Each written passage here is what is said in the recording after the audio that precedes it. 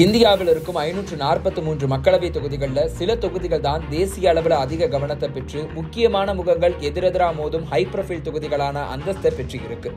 அதுல முக்கியமான தொகுதி மகாராஷ்டிரா மாநிலத்தில் இருக்கும் பாராமதி மக்களவை தொகுதி.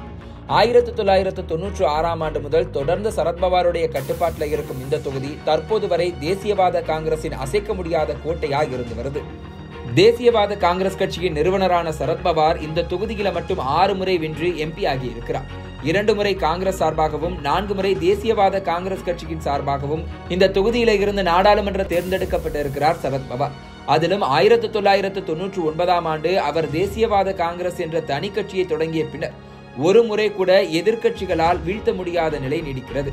அதிலும் குறிப்பாக அனைத்து தேர்தல்களிலும் சரத்பவார் தன்னுடைய பிரச்சாரத்தை நிறைவு செய்யும் தொகுதியாக பாராமதி தான் இருந்து வருகிறது என்பது குறிப்பிடத்தக்கது.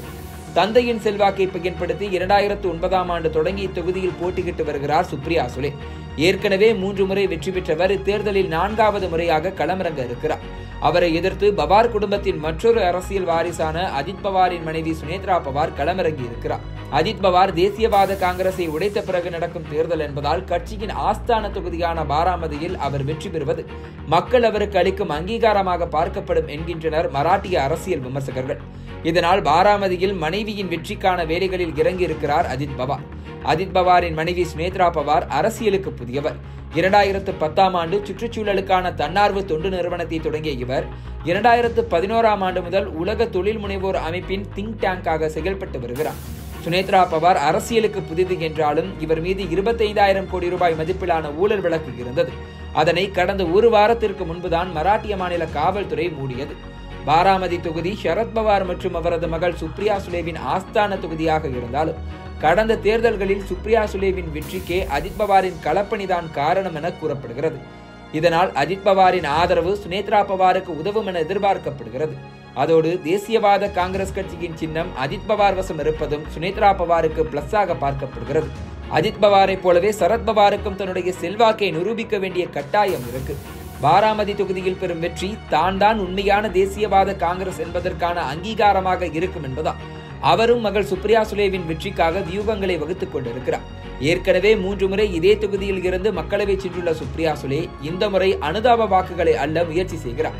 பெரியப்பா மகன் அஜித் பவார் அப்பா சரத்பவாரை ஏமாற்றி கட்சியை பறித்துக் கொண்டார் என்கிற அவரது நரேட்டிவ் மராட்டிய மக்களிடம் நன்றாக எடுபடும் என்கின்றனர் அரசியல் விமர்சகர்கள்.